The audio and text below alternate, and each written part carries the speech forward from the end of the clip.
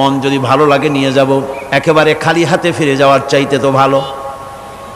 হযরতে হালিমা বলেন, আমি ঘরের মধ্যে প্রবেশ করলাম, মা আমিনার কোল থেকে শিশু মুহাম্মদ সাল্লাল্লাহু আলাইহি সাল্লামকে যখন আমি কোলে নিলাম, আমি হুজুরের চেহারার দিকে নজর করে দেখলাম, আমার কাছে মনে হলো যেন পূর্ণিমার চাঁদটা আমার কোলে ধরা দিয়েছে। রাসূল কি শিশু মুহাম্মদ সাল্লাল্লাহু আলাইহি সাল্লাম কি যখন নিয়ে বাড়ির দিকে রওনা হলাম, যে গাধা আমার সকলের পেছনে এসেছে সেই গাধা এখন সকলের আগে ছুটে চলে যায়।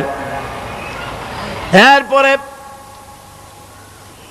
বাড়ি যখন নিয়ে গেলাম, কুয়ায় পানি বাড়লো,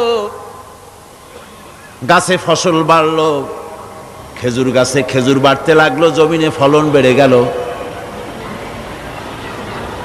রাসূলের দুধ বোন সাহেব